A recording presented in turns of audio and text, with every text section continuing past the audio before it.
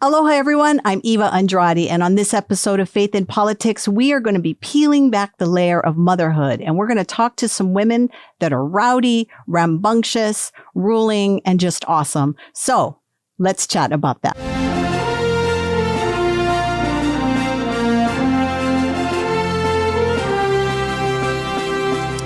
Ladies, I love this today, that instead of having a room full of men and testosterone, I'm full of women. The softness. The softness. Subtle, I can smell the perfume. It's wonderful. Anyway, I just want to welcome you both on the show today. We've got Ola Souza on the show. Ola and I go way back. Way back. Many Thank stories. you for having me. She's half Portuguese, and I know that I have guys in the back going, stop telling people you're Portuguese, but I have to warn even the listeners and viewers that there's a lot of Portuguese in the room today. And of course, we have the beautiful and lovely Shanon Claproth. We're blessed to have you, my dear, the blessings in the room. But what we're going to do today, ladies, is we are going to talk about motherhood in a way that maybe some of our listeners and viewers have not done, because what we're going to do is talk about the reality of motherhood, right? Because what happens on Mother's Day, right? Everybody's just, oh, mothers are so wonderful. And they are. Mothers are fabulous. We give a shout out to all mothers. But we want to start with this, knowing that every human being on this planet has a mother. So we have that in common. Every baby comes from a mom. So we want to give a shout out to that. So how I'd like to start the show today, first of all, is I want to read to you a letter that was written to Dear Abby in 2004. And then I'd like to get your thoughts on that. Okay. Sounds great. Here we go. Let's take a step back into time. Do you remember what you were doing in 2004? Mothers do. Mothers do. Oh, I had Jude, my youngest. Oh, okay. So that was a good year for you. And I was pregnant with the 6'2" monster over in the sound booth. Okay, that's awesome. We have to post pictures so that people can see. Okay, so here's this letter. Today is Mother's Day, and I'm feeling rather down. 8 years ago, I found out the joyous news that I was expecting. Following that, a devastating thing happened in my life. I was brutally raped. I gave birth prematurely at 5.5 months, and my daughter passed away 3 hours later. Abby, I feel that although I don't have the joy of raising my daughter, I am a mother nonetheless. She has a name, and I think of her daily. A good friend of mine disagrees. She says I'm not a mom because I have no living children to show off. She has told some of our mutual friends that I'm not all there upstairs. Could you tell me how to deal with this tactfully? I would also like to wish a happy Mother's Day to all those who have lost children to miscarriage and stillbirth. Still a mom in Albuquerque. And this was Dear Abby's response. Clip this letter and give it to your friend, who doesn't sound much of a friend at all. You are a mother. You're a mother of an angel. Mm-hmm. And then Dear Abby shares this letter with her. Dear Abby, I would like to acknowledge all mothers on Mother's Day. It astounds me that motherhood remains one of the least respected occupations in our society. Mothers are on call 24/7, and their job encompasses more professions than any other I can think of.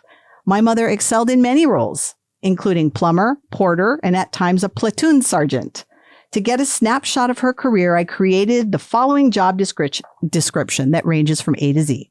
Accountant, baker, coach, dressmaker, electrician, financial advisor, grief counselor, healthcare practitioner, interior decorator, judge, kitchen manager, lender, mediator, nutritionist, office clerk, psychic, quartermaster, restaurateur, supervisor, taxi driver, underwriter, victims' rights advocate, weightlifter, x-ray vision expert. Okay, the woman thought her mom could do that. Yard maintenance assistant, and zookeeper.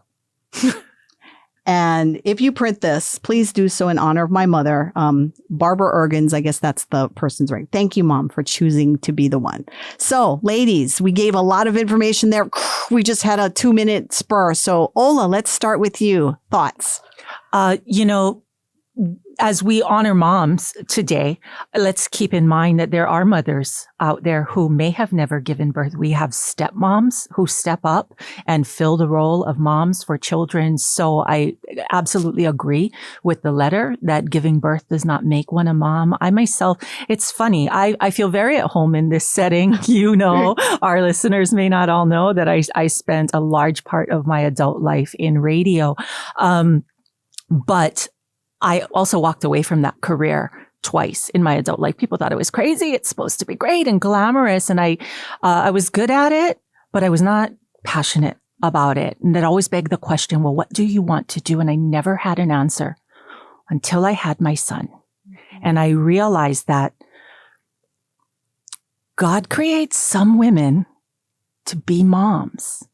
And by extension, I so threw myself into that once he got into school that if he didn't have my phone right now, I could whip it out and show you. I've got next Monday is Kristen and Hula's birthdays.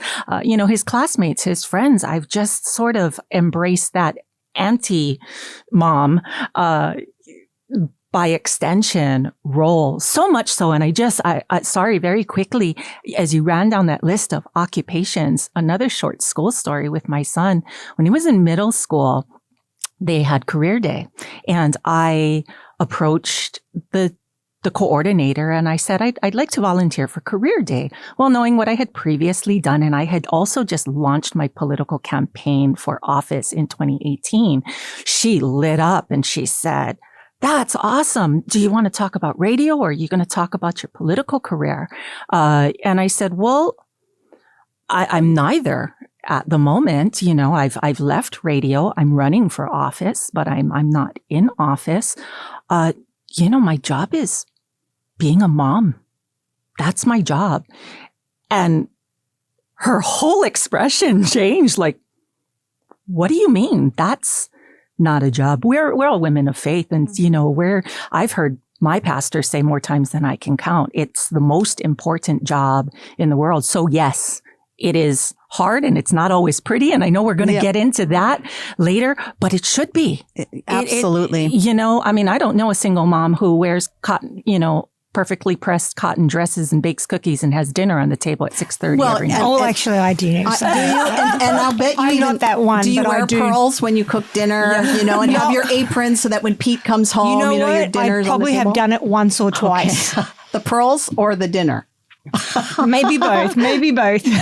So what are your thoughts, Sharon? Oh my goodness. When you read that first one, I'm like, okay, I'm going to be in tears, in absolute tears, because the devastation of, being a mother is like, becoming a mother, it starts at conception, and it's life. And whether a baby goes to full term or, you have a miscarriage or whatever happens, that is life, and that is a child. And I think that it's a thing that people really don't know how to talk about, but it grieves my heart just to think the journey that woman went through. And it just brings me to tears because I worked in fertility medicine in Australia for almost 5 years. Wow.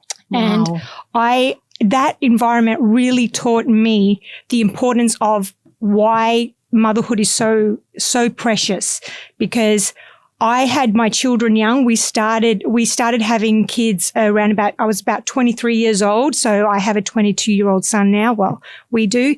But after my kids were older and I could finally go back to full-time work, I started seeing these women coming through, and they were older than me now. And they're beginning their motherhood journey, and they're paying a lot of money to try to have what I took for granted. I didn't think I took it for granted, but I just realized God has put in every woman. I think there's probably a small amount of women who don't desire it, but God has put in every woman the desire to be a mother. Yeah. And I just think it's just a precious gift. And it just made me realize how precious it is, motherhood, whether you deliver or you don't. a life is life. And when we come back in the second part of the show, you're going to share a little bit about your story. But I'd like Ola to actually talk about your story, because Ola, you were a mom later in life, exactly what you were just talking about, but you also are raising an autistic child. Yes. So we know that there are a lot of moms out there. And it's so funny. You see the Hallmark commercials, right? And momhood just looks so fabulous and wonderful. And it is, right? As moms, we don't regret being mothers. No. But let's be honest, for our listeners and viewers, moms, there are times where you're like, I don't know about you guys. I'm going to be raw in today's show. Sure. Right? Because so that this is going to be on record for the rest of my life. I may regret this, but I have to admit that there's been times that I actually were on my knees asking the Lord, is there a reason why you decided to let me be a mom? Because it's been a struggle for me. I have 2 daughters. One kept me on my knees. But Ola, you raised a wonderful young man. And I know that He's you're a pretty great awesome. mom, because I've seen your postings on Facebook, and you're very raw on Facebook. I don't, I call Facebook my diary. I let everybody read. It's really there for me to document and chronicle my life with him, my walk with the Lord. I pretty much call Facebook my diary that I let everybody read. And it does have, my worst struggles and our triumphs. It's not easy. And as you were saying, I was 36 when I got pregnant. I was 37 when he was born. And Is that a geriatric pregnancy at that age? It is. I know. I'm sorry, but we got to be factual here on the show. They politely call it, the PC term is advanced maternal age. Oh no. Are you don't bring PC to my show. Okay. We don't do PC. So, with that understanding, and I was going to be a single mom, and I thought, gosh, here I am closing in on 40, still not making it on my own. I'm going to be closing in on 60 when he's, approaching 20. I need to live a long time in order to be able to take care of this kid. And then 2 years later, autism entered into our life, and that changed to, I'll live forever. Oh, that's right. I have to live forever. Right. He's always going to be dependent on me. So apart and separate from the struggle of being a single mom, being the one who has to do the grocery shopping, haul in the big boxes from Costco, put everything away. There's always that nagging thought of, what happens to him if something should happen to me. And so it's hard. It's like, but it's not without its joy. I guess if I were to leave a word of encouragement, though, for women, just as an example, when you called me and asked me to be here on Monday, I was in between renewing my driver's license because it was the one day a week that he goes to school because I'm homeschooling him. Every mom relates. Was, I got to be somewhere at 2:00 because I got to get ready to jump on that city's rent and utility assistance program. It is just constant chaos. But we get through it. And that's the word of encouragement I want to leave with moms who probably can relate to, again, we don't know that cotton press dressed mom. She doesn't exist. I may struggle a little bit more being single, raising a kid with special needs. But my full Hawaiian name is Leola, and it was given to me by my tutu, who was a reverend at Kamakua Mauloa Church in Kalihi. And I never understood my name until I came to Christ, and I learned, which she once tried to explain it to me, not this kind of lei, babe, like with her weathered hula hands around the neck, but this kind of lei. And I went, great, what's a lei po'o of life? And so fast forward many years later, saved Ola went, crown of life, as in James 1:12. But the encouragement I leave with that women is that's not personal to me, because it says, blessed is he who perseveres through trial. It's not so much about I'm blessed to persevere, but where does that strength to persevere come from? Ola, we just really appreciate that you came from your very busy day to squeeze in this little time for us and to share your mana'o with everybody. So just really briefly, just a few seconds, talk to that mom who might be listening right now, who might be raising a child with autism or any disability. It's going to be hard. expect that. But there is a source of strength. Make sure you take time for yourself. Hit a real hard pause button when you need to, because when you need to do it, especially like myself, entirely on your own, you tend to keep going because you're the only one who can really get it done. Try to remember to stop before you hit the wall. I make that mistake a lot, but just keep going. There's an endless source of strength to keep going. Amen. Thank you so much for coming today. Thank Ola. you so much for inviting me. We'll see you next time. We'll bring you Happy Mother's Day, ladies. Happy Mother's Day. It's no secret that Kalo TV is the only local Christian TV station reaching the islands of Hawaii with 24/7 Christ-centered content. Just how important is Kalo TV to our culture? Think about it. This year has been unprecedented. The pandemic lockdown, churches closed, religious freedom, a nation divided, cultural unrest. If there's ever a time that we need Christ-centered content, it is now. Our community is struggling.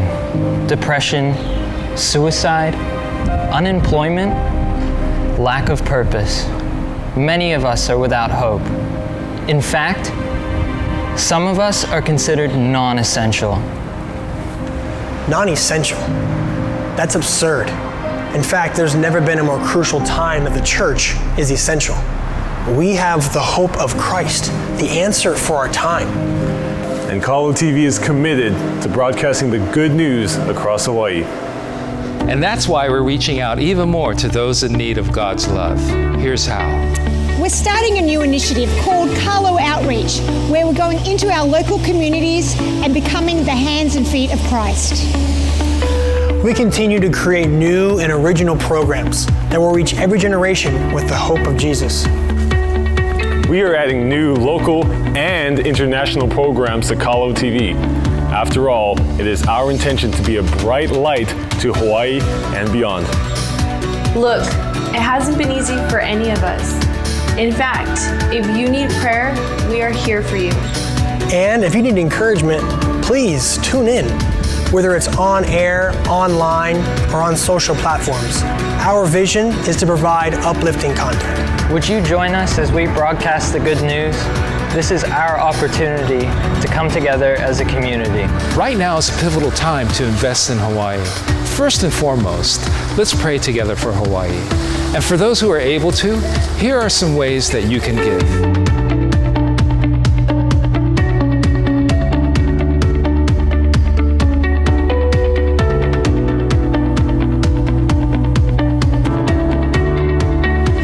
As we are that the sun will set tonight and rise again tomorrow morning, so is our hope in Christ. Kalo TV, the Aloha station, broadcasting aloha 24/7. Welcome back to Faith in Politics. And we just said aloha to Ola Souza, and she shared her story with us very briefly. So for our viewers and listeners, we will have Ola back on the show to get more detail about her story, because it really is a very powerful one. But now I have the beautiful Shanon Claproth all to myself.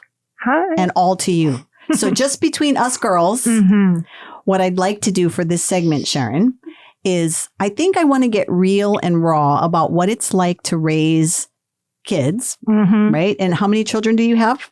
We have two sons, 22-year-old Ezra and 16, almost 17-year-old Jude. Okay. And then I have two daughters, so we're balancing each other out here. My oldest is 38 and my youngest is, oh my gosh, 29. Younger. 29. Yes, 29. And they're very different night and day. No two kids are the same. My mum always said, no two kids, don't compare them. No. And what's interesting is you raise them exactly the same way, right? I mean, I raised my two girls exactly the same way. Yes. My oldest daughter was the one that kept me on my knees before the Lord. Yep. And just in case there's any listeners or viewers going, oh my God, she's going to say something about her daughter. I talked to my daughter. I fully transparent told her I was going to be talking about her on the show. She's probably watching and listening even now. She may even be commenting because she told me she may do that. Okay. I want to just kind of give a little bit of a overview, and then I want to hear your story because I know that you've got some things to share. So anyway, my oldest daughter was the one that kept me on my knees. When she became a teenager, things got very crazy. I was a single mom, and she was just looking for love in all the wrong places. She experimented with everything that she could possibly do. Her personality, very extroverted, loves people. And she has ADHD. So on top of that, just very energetic or whatever. And I remember people actually saying to me, Christians at the time saying, well, you should do this and you should do this and you should do this. And I was looking at them with their perfect little families thinking, wow, I mean, I didn't even know how to take that. Sometimes I'd get very frustrated. I mean, the support was there, don't get me wrong. But I mean, the reality of what was happening in my house, the fly on the wall was very noticeable. So looking at our lives, right? Seems perfect on the outside, as perfect as it can be, because we're moms and we want to be perfect. But what happens sometimes when the door is closed and the windows shades are shut, things happen. So I'd love to hear what's going on in that Sharon mind of yours. Oh my goodness. Well, it's funny when you said, what is your story? And I was like, Eva, it's my life, and it's like motherhood. You never stop being a mother. You never stop being a mother. I remember my mum used to say that, and you don't get it until you get it. And, I have a 22-year-old son living in Australia, but I still worry and I still do all those things, but try not to worry. But one thing I've really found is that motherhood, it's a journey of entrusting your kids to the Lord as a believer. And we say, I think it's one of those things that we say, I trust the Lord with what's valuable to me. But sometimes it comes to a point where you really need to entrust your kids to the Lord because it's taken out of your hands. And that's definitely been part of my story because our eldest son left home at an early age. It was very hard for us and also for him. And the good news in this is that, fast forward, it was actually 2 years ago, Mother's Day, we heard from our son, which we hadn't spoken to him for 5 years. Wow. And it was something over a weekend. I had been somewhere and it was like a marriage retreat and I was just helping in doing hospitality at it. And I wasn't involved in this retreat at all. But every time they would pull me in, I started praying about my son, Ezra. And I would be like, this is weird, Sharon, what is wrong with you? But that was just the Holy Spirit leading me. And I think that's where just really giving everything to the Lord. And it's been a practice of every time I think I've given everything to the Lord, God says, Sharon, you need to give it all to me. And I don't realize I'm hanging on to things. So the good news in that was the beginning of a journey of reconciliation with our son. And parenting is super hard. I think it's really good when kids are little, you do all the right things as a parent. You dress them well, you teach them godly values, as it says in the scriptures, raise a child in the ways of the Lord. And when they are older, they will not depart from it. I forgot the bit that says when they're older. That doesn't say anything about the in-between, that roaming, that, maybe being a prodigal or that, experimenting or whatever it is in between. It's that, Lord, I've done what you have instructed me to do and I'm now trusting them in your care. They have to now develop their own relationship with you. They need to work out who you are in their life.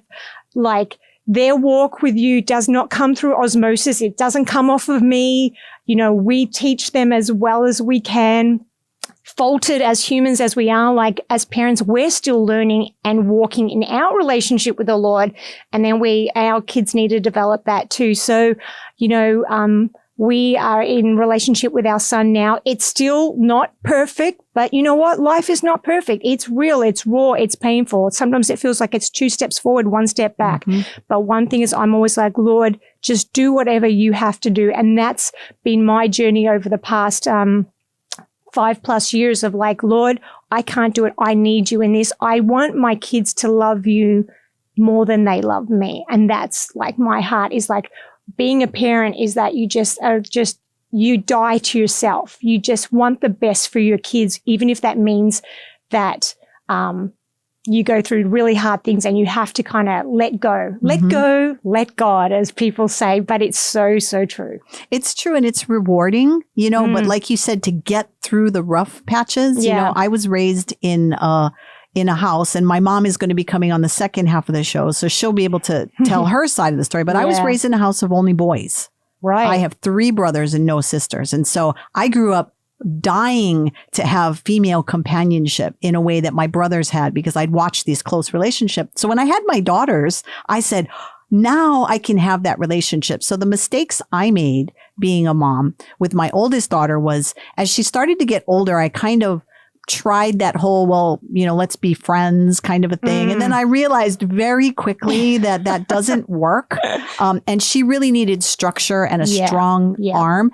And that's another thing, moms have personalities. Yes. Some mothers are born, and I think, was it Ola that said this, or was it you I think it was you, that you're born to be a mom. I mean, this is something that you are a mom, and then you suddenly get into it and you're excited and this is great. And then suddenly reality hits, the ice water, right? Yeah, absolutely. I mean, I remember, like Ola said, I remember when we had our first son, and it's something that you just can't explain. When I held him in my arms the first time, I've always felt awkward in life. And it's one of those things that people like, is this what I'm meant to be doing, Lord? Is this I never felt competent or confident in anything I did. I felt like I was just fudging life, like doing my best. And when I held Ezra in my arms the first time, it was just like, this is what I was made for, and just knowing that, just feeling that, I felt like I got a little glimpse into how God sees his children, and how he was so persistent with the Israelites. He would discipline them, and he would correct them, and he would be angry, but he always had an open heart to them. And parenting totally gives you the heart of the Lord over his children. Like, you totally get okay, I think I understand just a wee bit of it, but I get it a bit. It's true. And then parents have that moment, like when your kids get sick, or for parents that have struggled with an illness with their child, or if they broke an arm. I mean, the Lord really blessed me. I didn't ever really have to do too much with my daughters, although my older daughter, as I explained, had ADHD. So as a child, this child was constantly getting bruised, and because she'd fall. My mom can testify to this, that one time she was playing in the bathtub as a young child. She decided to make the bath. And this is the one thing about ADHD kids. They're really fun. When you really think about it, they have all this energy. So she's taking a bath. She was younger, and she decided to pretend that the bathtub was an ocean. And so she decided to go diving in the ocean, and she somehow slid in the tub, and the spout hit her right between the two eyes, gave her 2 black eyes, and she had a swollen nose.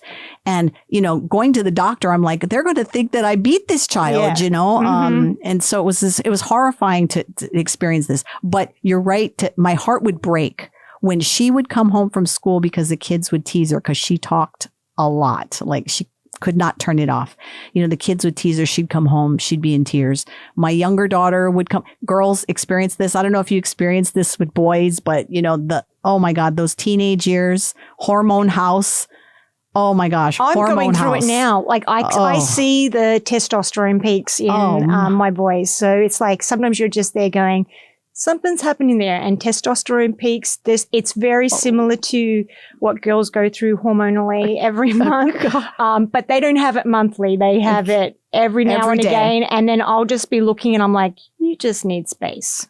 Well, and my mom used to say that because we were older in the neighborhood, so my mom had teenagers when all the other families had younger kids, right? So my mom used to get irritated because we'd be going through our teenage stuff, and the other parents would be like, well, we're not having those kind of problems with our kids. Isn't it funny how people do that? And I think that I was very judgy until I was in the situation. I mean, yes, I'm human, but I think it's always good even if we've had a wrong perspective. Often we think, when we see something happening in somebody else's family, and we say, oh, what's going on with those parents or whatever? You have no idea. And one thing has taught me to say, Sharon, shut your mouth and pray for them, because you don't know the journey of what's happening at home. Sometimes it is something's happening with the whole family unit. Sometimes it's one of the cogs in the family is affecting the dynamic of the whole family. You don't know the journey. And guess what, Sharon? You don't need to know the journey. You need to pray and give it to the Lord, because he's the only one who can fix that kind of stuff. You know, I remember when I was I was married when I had my oldest daughter. And when our marriage was failing, I was in the military and I was coming back to Hawaii. And I was traveling with my oldest daughter by myself with her. And I was already broken. In fact, my mother tells the story that when I got off the plane, she said that I was so skinny and I had lost so much weight and I didn't look healthy at all. You know, she was really worried about me when I came home. But I remember that my daughter screamed, and I was coming from Germany. This was a very long flight. trip. And my daughter did not cooperate, which anybody who's traveled with kids on the plane know that there are good times and there are bad times. And she decided she didn't want to travel. So she screamed through most of the flight. And I remember this woman, I don't know who this woman is, and God bless her wherever she is. She just came over to me on the plane and she said, you know, can I play with her for a while? And she took my daughter to her seat and my daughter just was okay with her. I just love people like that. It just, and so, you know, that's the encouragement that I want to give, is that being a parent isn't always easy and you have those crazy moments.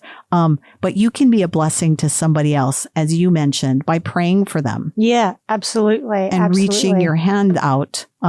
Give some advice in the next few seconds, Sharon. I would probably just say, you know, as a mother, don't be so hard on yourself. Like, it's a learning curve, especially that first child. It's almost like a guinea pig, right? But I believe that every generation, we always try to do a bit better than the generation before. Like, we learn from the things our parents did. And it's just like, don't try to work it all out. Just seek wise counsel. Be around other women journeying with you who also fear the Lord, and give it to God. Like, I think prayer is really underestimated with the raising of our kids. So I really think it's important that when you don't know, give it to God, because it is so exciting when God shows up and you go, oh my goodness, why didn't I do this sooner? And that's one thing I've really learned, is that I pray about everything. I fight on my knees, you know, just like you, because I've realized I probably needed to pray more when my kids were younger, but I'm not going to beat myself up about that. I'm just going to do it now, and I'm just going to continue to declare the promises God has given me for my sons. And I believe that they are going to be strong men in the Lord with a stronger relationship with him than even myself or my husband. And that's what I do. That's what I believe. That's what God has shown me. And I'm just excited what God's going to do. But it's just really hard sometimes in that process. And this message is for you, dear listener and viewer, that you're blessed. The Lord has chosen you. He's carved you in the palm of his hand. You're not walking alone. You're listening on K-Light Radio and watching Kalo TV. We'll be right back. We have a mission here at Kalo TV. We continue to be the only local Christ-centered media outlet in Hawaii. God has planted this station to nourish believers and to harvest souls for eternity. It's a calling we hold dear, and today we need your help. Partner with us as we continue to create original local programs. We're so very grateful for that whole journey. Walking down to our story room. Oh my God. So it's where the state cannot tell the church how to run their services, what songs to sing. Showcase solid biblical teaching. We reach more people in one day with the broadcast of the gospel. It's music to God's ears. Improve our infrastructure and influence social media. In these dark and disruptive times, there's never been a greater need to be rooted in God's Word. The Kalo plant has been a sustaining food in Hawaii for centuries, and Kalo TV aims to bring much needed spiritual nutrition to these islands. Are you willing to labor with us for Hawaii, for your ohana, for the next generation?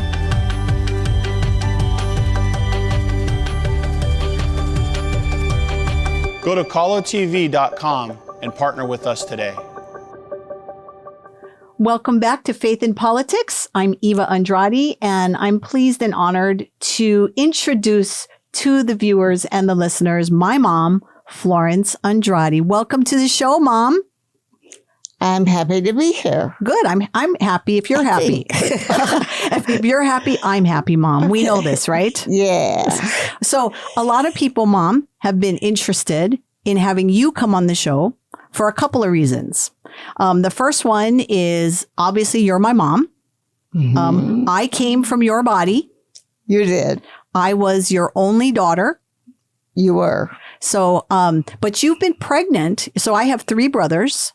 Yes. But you've been pregnant 5 times.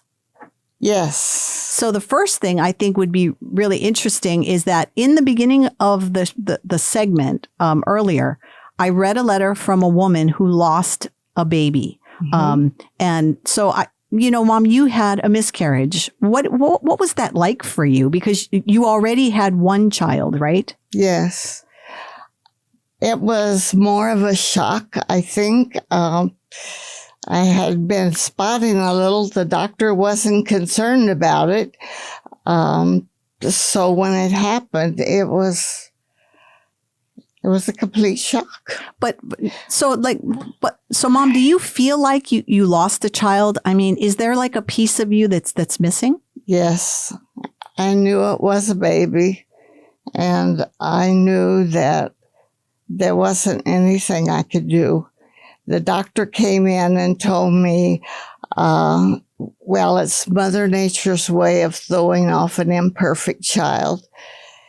Now, today we know that's not the case, but at that time it did help me to move through it, mainly because your brother was only about 4 months old or something. So, and the first pregnancy is always really hard. The labor was long, and I was scared to death to have another baby. So when I lost the baby, I thought it was my fault. Well, we know that it wasn't your fault, and we know that the Lord has plans for every child. And we do believe that, I think I've shared on this show before that my younger brother, Eric, passed away 10 years ago. So you know what it's like to also lose an adult child. Yeah. And I know that you still grieve, so I won't put you on the spot on that, Mom. I want to be very mindful of that. But I do want to call that attention today to mothers during this Mother's Day that might be grieving a lost child. And I don't know, do you have some words of comfort for them, or is this still too raw for you? The only comfort I think that I could give would be the fact that I was angry at God. When Eric died, I don't think I spoke to God for a couple of days. I just wanted to go in my room and cover my head in a blanket and just like not exist. But when I did start talking to the Lord, I would ask him, why did you take my son? He was just at the place where he was doing well. He was able to teach, and young people enjoyed his teachings. So why would God take my child? But then one day I heard God say, I gave my son too. And I think that's one of the things that I want to share with the viewers and listeners is I got my faith from you because you gave your life to the Lord when I was a teenager. Yes. And that brought me into a relationship with Jesus as well, because I was watching your life. And so you were the biggest thing for me to copy. You know this, that my teenage years for me was hard because I was struggling with some things physically. Yes. That really broke me. Maybe one day on a show, I'll peel off that layer, but I'll give a little taste to the viewers and listeners that it wasn't easy for me being a teenager. And I would come home and I'd be crying to you because, I just had a bad day or whatever. And you always had this strength. You were always, just basically tie your bootstraps, pick yourself up and keep going. And at the time, Mom, I didn't understand that. Yeah. At the time, I thought, wow, my mom doesn't understand, because you are the oldest of how many kids? 9 living. There were 10 of us altogether. And you're the oldest. I'm the oldest. So, and your father, my grandfather, was he was a pastor, right? He was not a pastor. He was a licensed minister. But he never had a church. Well, but he read the scripture all the time. And he was a very avid reader. Learned in scripture, yeah. He could quote chapters. And your mom was a stay-at-home mom. She just kept having babies. That was her job. And as Sharon shared earlier, being a mom is a job. Mm-hmm. Right. So, it is important. It is a blessing. So you grew up in Sedalia, Missouri. Yes. And for some listeners and viewers, they may know where that is. Some are like, what is that? Sedalia is a very small town in Missouri, but it is known for the fair, right? They have the state fair, which they have over there. I have to share a little story. When my oldest son started to school and I went down to meet the teacher for the first time, she said, "Oh, I am so excited about meeting you. Your son said you was a Portuguese hillbilly." She said, "I knew what a Portuguese was, but I never met a hillbilly." So for those of you that think I have a little accent, yeah, I'm a hillbilly. Well, and you're not Portuguese, so that's really funny. You have a lot of ethnicities. Our DNA tests prove that. You are part Native American. Yes. And you talk about my great grandmother, right? Is it great? Anyway, that was pure Cherokee Indian. She was my great grandmother. Okay, yes. So she was my great grandmother. But it's interesting. One of the stories I remember you sharing is that she was actually beaten by one of her parents because she made the mistake of saying that she was Native American, right? I think what it was is because they were passing as white, because that was back in those days, it was not good to be considered Native American or Black at the time. Yes, it was my grandmother's sister that took the beating, but my great-great-grandmother, from what I understand, from the time that she came to Missouri, she appeared to be white. She had taken all the things of a white woman and mocked them. So, except for her dark complexion, she pretty much passed for a white person.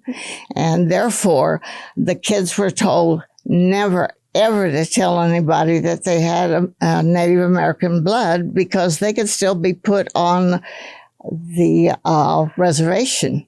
So in other words, she said it and then was beaten for it, or spanked, I should say, right? So, and I always tell everybody, I only have very little bit Native American blood, but I'm very proud to say that I'm Native American because I'm speaking for her. And that's what I tell everybody. She was unable to tell people that she was Native American. So I'm speaking for her. I'm bringing that voice out there.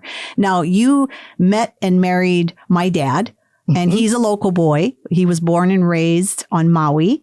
And I know he watches. Hi, Dad. How are you? And Dad, please don't be criticizing me or Mom. And he's Portuguese, raised on Maui. He was in the military, was in Missouri, stationed in Missouri. Yes. And then he married you, and you guys came to Hawaii. Well, first we spent 3 years in Germany. Yeah, which is where I was born. Yes. Yes. Me and Eric, my younger brother. Yes. And then we moved back to Hawaii, and you raised 4 kids here. Yeah. But what I'd like you to speak to briefly, Mom, is I always tell everyone that I don't know how you did it, because you had 4 kids all under the age of 5 when we were really little. But you experienced a little bit of postpartum depression. After the 4th child, after Eric was born, I went into a deep depression. I didn't understand what it was. I just knew that I wasn't happy. Sure, I had you, and you were not even walking yet when I had Eric. No, and I complain about this. When Eric was still alive, I used to complain that how dare he be born when I wasn't even a year old yet. I mean, you had him pretty darn quick after 11 and a half months. So I didn't even have you for a full year. No, you didn't. I'm feeling pouty now. I'm feeling pouty. But I do want to address mothers that have had children as fast as I did, that postpartum depression is real. And it was so bad that I never ever thought about hurting my kids, but I would think about hurting myself, about jumping out of the window more than one time. The doctor put me on pills for the depression, and of course it helped, but it took a few years to get over. And it's very real. I mean, I think that the word of encouragement is that if you're a young mom or even an older mom that's having kids later in life and you're feeling depressed, you have to ask for help. You need to reach out and ask for help. If your husband is not giving you the help you need, then talk to a friend, a sister, another parent, but reach out because there is help for women suffering postpartum. The other thing that I'd like you to touch on, Mom, before we go into break is, I am very strongly pro-life, and it's why I do what I do. When you were pregnant with me, your only daughter, there was a moment where abortion was part of the conversation because you had something wrong health-wise, and the pregnancy was going to be difficult if you chose to continue the pregnancy.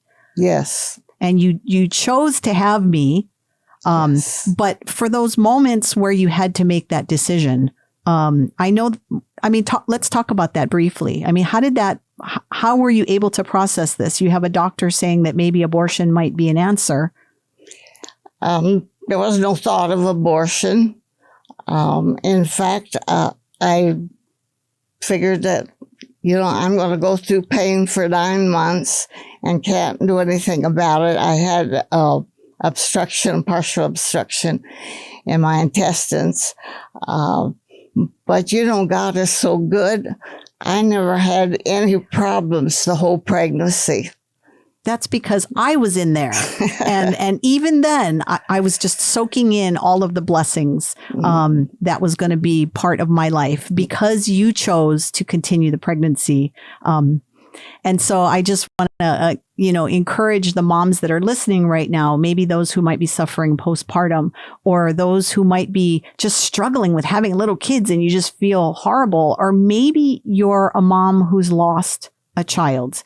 Mother's Day is still for you, and the Lord loves you. And as I always say, He's carved you on the palm of His hand. You're chosen and you're not walking alone. We'll be right back. You're listening on K-Light Radio and Kalo TV. Aloha, I'm Eva Andrade. I'm the president and CEO of Hawaii Family Forum. And Hawaii Family Forum has been serving the faith-based community right here in Hawaii since 1998.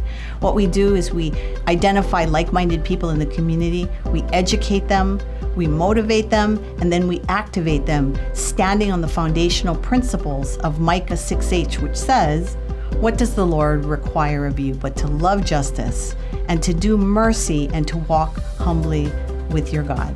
So join us at hawaiifamilyforum.org and let's make a difference right here in this beautiful state of Hawaii.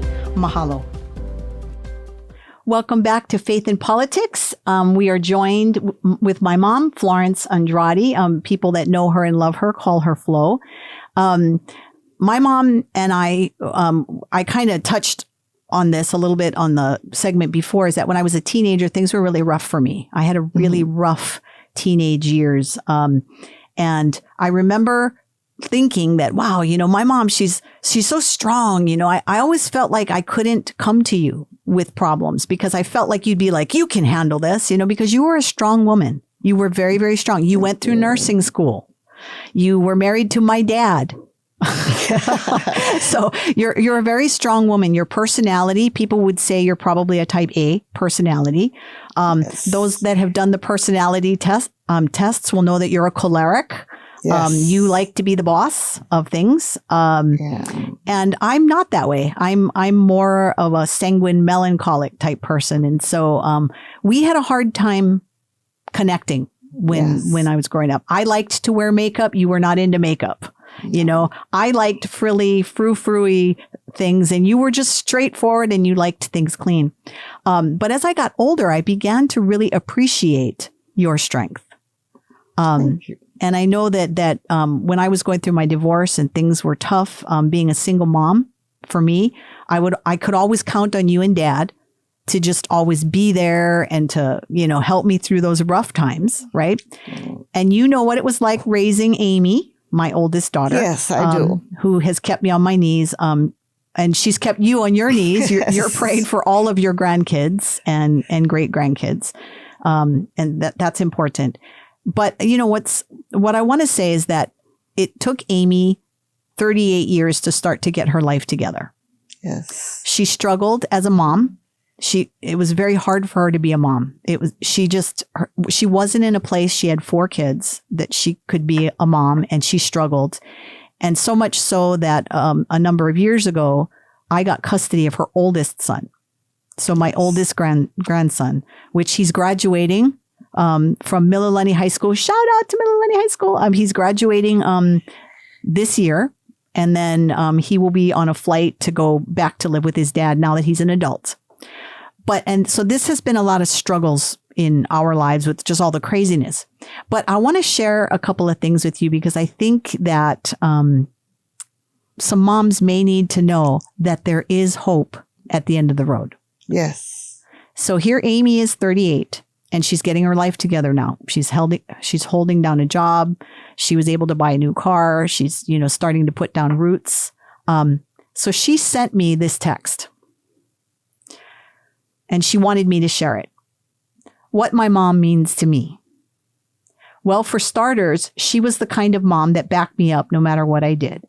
She always told me to believe in myself. She is one of my best friends, someone I can count on no matter what. She was there for me in ways no other person was. When I was going through my first divorce, my mother was there to guide me and heal me through the process. When I was learning how to be a single mother, she lifted me up when I was weak. So on this Mother's Day, I want to wish the greatest mother in the world a very special Mother's Day. Without you, I couldn't be who I am today. I love you, Mom. God bless and watch over you. Thank you, Amy. But she didn't stop there because you were there and you helped. So she sent a message to you. So we're both going to be crying. I'm just letting our viewers and listeners know this is very raw. Grandma, I want to tell you that you are the strongest woman I know. You have always been there to comfort me when I was hurting. You have held my hand through some painful times. Without you as my grandma, I don't think I would have made it. You are an example of love and grace. You truly are a Proverbs 31 woman to me. I love you, Grandma, with all my love. Happy Mother's Day. P.S. I wish I could send you an orchid, but alas, I can't. So here is virtual flower from me to you. And she sent some virtual flowers. So there is hope in the struggles when things are not going so well. And you're struggling as a mom and you feel like you're walking alone. You're not walking alone. And guess what? No. At the end of the tunnel, there's hope, right? There's hope. I'd love to get your thoughts on that. As a mom and grandmother. And great-grandmother. And a great-grandmother. I cannot begin to explain the feelings of being a mom. Because those little ones are my babies too. They're still your babies. They're adults and they still crawl on your lap. I've got this great picture of you with all these adult grandchildren sitting on your lap. Yes. Yes. But that's God's gift to me, and they have brought me through many struggles. For one thing, they keep me young. And the other thing is that it keeps me in prayer. Because I want the best for all of them. But at the same time, every child has their own walk.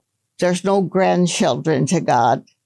So consequently, we that's can only powerful. pray. I'm sorry, Mom. I have to interrupt because that's awesome. There are no grandchildren to God because we're all children. Yes. We're all his children. We all have to come to God by ourselves. And as painful as that is, and my family's an example, you kids were all brought up in church. Your children brought up in church. And yet today I struggle with about half of my grandchildren and great-grandchildren because they are not spiritually where they need to be. Now, I know the school system right now is not doing their job as far as our kids are concerned. They're too busy teaching things that are against God and not the things that children need today. History, geography. Our young people don't know about America. Well, and it's interesting that you say that because my grandson that I'm raising, he has a hard time understanding the way you and my dad think.